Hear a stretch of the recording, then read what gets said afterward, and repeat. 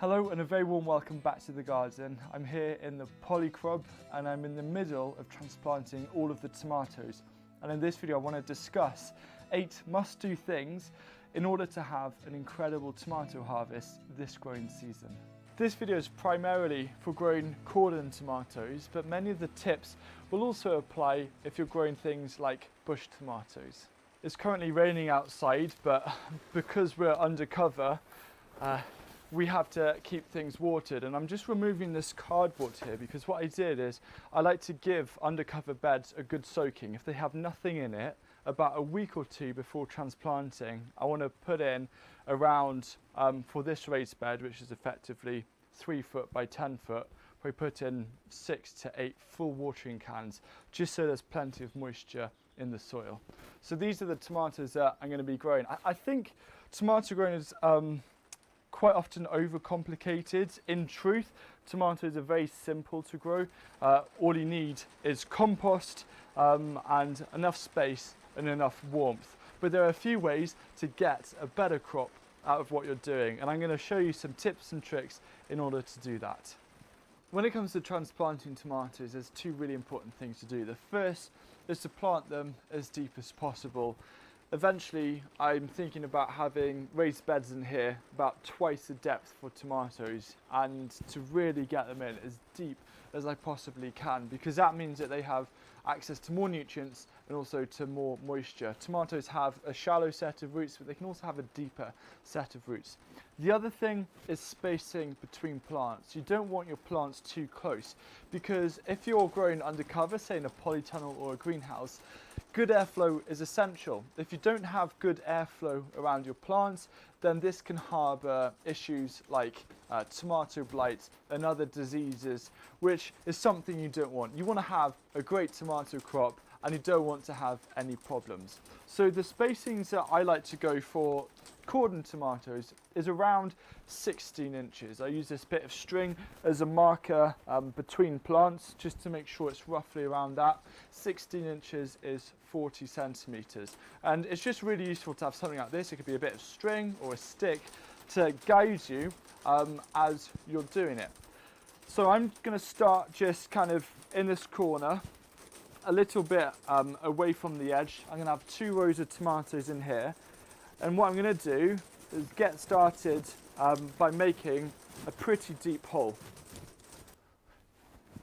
So that's about as deep as I can go. I'm just going to show you. I'm going to grab one of the seedlings out. Now with tomatoes, I try and be as careful as possible. I never try and grab it by the leaves or even by the stem. Grab it by the roots there.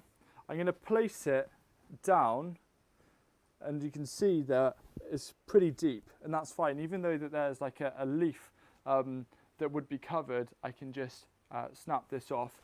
But what I'm going to do is just place the seedling to one side, because tomatoes are quite hungry plants. It's important we give them a really nice amount of compost to get them going. So I've got some Dalefoot compost here, and I'm going to put it at the base. Whenever you're transplanting seedlings, it's really important that they have plenty of water. So I'm just going to fill up a watering can so I can give the hole, after I've put in the compost, a really good soaking.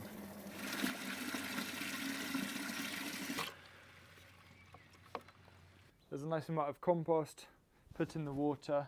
The next thing I'm going to do is plant this. So I'm just going to very gently break this bottom leaf off, and these 2 as well. I'm now going to place it in the hole like that, and then gently cover the soil back around it.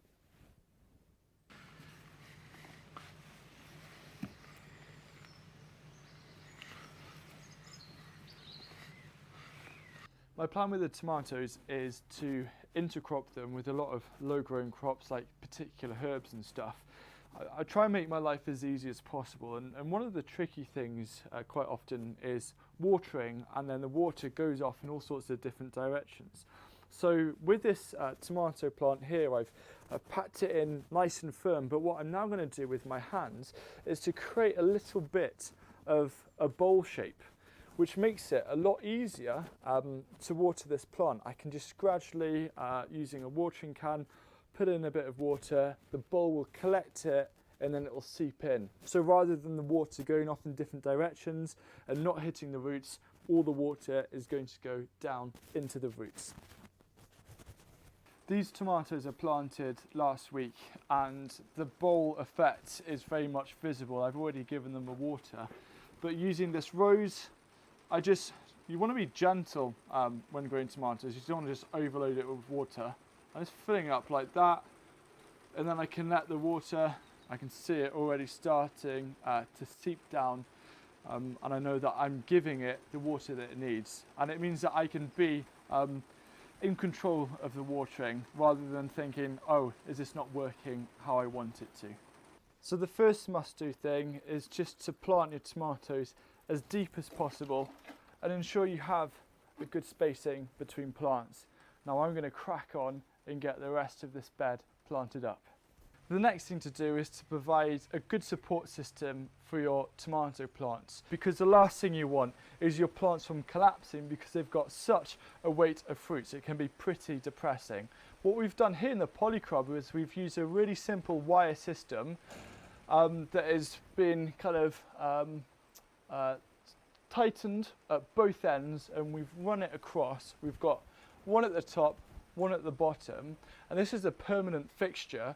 And then what we're going to do is we're going to use some heavy duty garden string tied at the top, and then bring it down and kind of tie it loosely at the base of the tomato stem, and then gradually we'll train the tomato to kind of wrap around the string so it will grow upwards and upwards.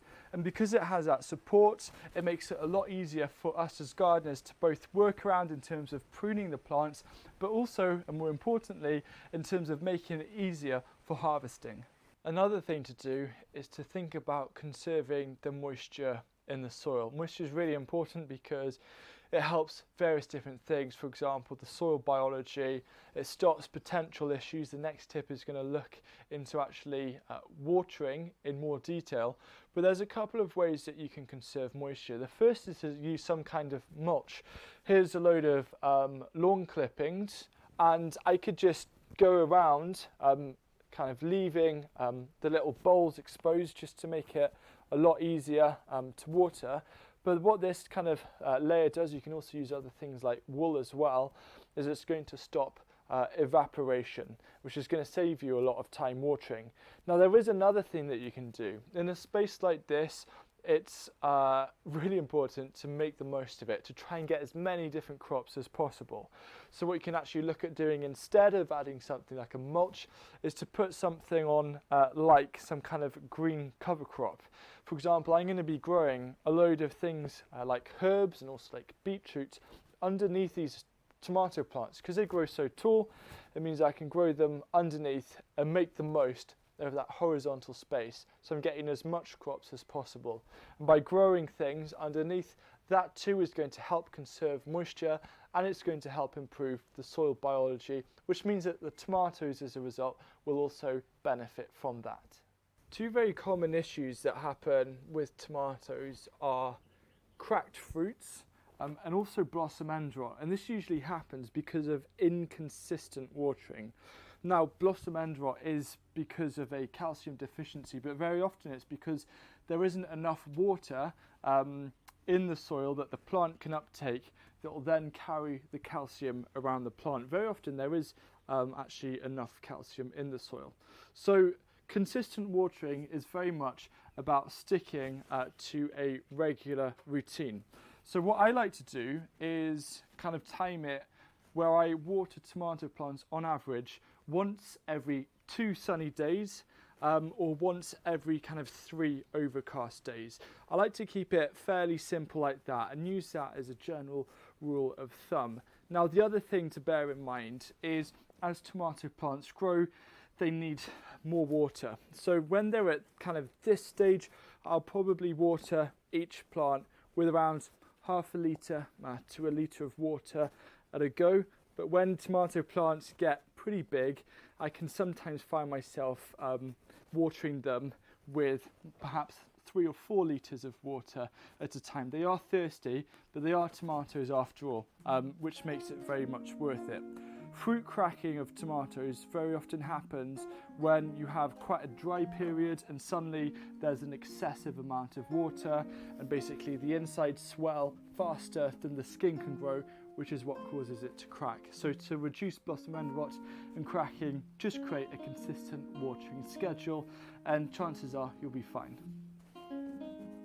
In a climate like mine, where we don't get particularly warm summers and often they can be cut short a little bit too soon, pruning is really essential. Pruning tomato plants is really simple. As they grow, they're going to create suckers. A really easy way to think of it is you've got your plant growing out there and you've got the main stem, there's this kind of leaf, and then the sucker appears and you want to just snap it off, because even though you could let those suckers grow and they can even bear fruit, what happens is that it overcrowds the spot. And what you want to do is to concentrate on your plants growing upwards, but also on setting fruit and to get the best quality fruits in the time that you have. So a really good thing to do is once a week, once your tomato plants are perhaps twice the size of this, start going through and picking off all of the suckers. If you just turn it into a weekly routine, it's really easy to keep on top of. Tomatoes are hungry plants and you can get fantastic results with compost, but if you want to give them a little bit of extra nutrition, or you think that maybe your plants aren't looking as healthy as possible, what you can do is to make your own plant feeds. They can be as simple as chucking in a load of nettles and comfrey into a bucket of water, or you could go ahead and make certain things like nettle fermented plant juice. Now, the important thing is to look at giving them a wide variety of nutrients. They need potassium, phosphorus, calcium, nitrogen of course, but also a lot of the macro nutrients as well. So if you want to find out more about creating plant feeds, then there's a video up here which you can learn all about to find out ways that can help you. And in terms of tomatoes, I think it's important to not completely overload them. You never want to completely overload a plant with excessive nutrients. What you want to do instead is perhaps do something every couple of weeks. Put in a little bit of homemade feed into your watering, so as you drench your plants, you'll also be providing them with a little extra nutrients should they need. The next thing is more of a must try than a must do, and it's quite a fun thing. So one of the ways, this is for growing peppers actually, in order to make them hotter, is you deprive them from water. And you can actually use that kind of similar strategy for tomatoes to create a more intense tomato flavour. So what I kind of challenge you to do this growing season is to set aside maybe 2 or 3 tomato plants, and once around half of the fruits have ripened, stop watering. Just completely stop watering. Don't feel tempted to water again in 2 weeks because it will cause the fruits to crack. But what you'll find is that because there's less water, the flavour of the tomatoes will intensify. And it's a fun little trick that you can do just to really make super powerful and delicious tomato salads. And it's something that you can experiment with some other fruiting crops as well. Now here in the polycrop, I'm going to hopefully fit in around 60 to 70 tomato plants. Can never have too many, and definitely want to process a lot to make sure that I have loads during winter. And those are just the basic principles that I follow to try and get the best harvest possible. There's not really much else to it. I think too many times things are overcomplicated, but if you just really focus on the few things that make the biggest difference, then you're set on track to get a fantastic tomato harvest this year. So I really hope you enjoyed this video, and if you have any other questions, please don't hesitate to ask them down below in the video description. And if you want to find out some extra gardening tips, looking for more content, some behind the scenes, then I invite you to join me over at my Patreon for more videos there. Hope your season is going well, and I look forward to seeing you guys again next week.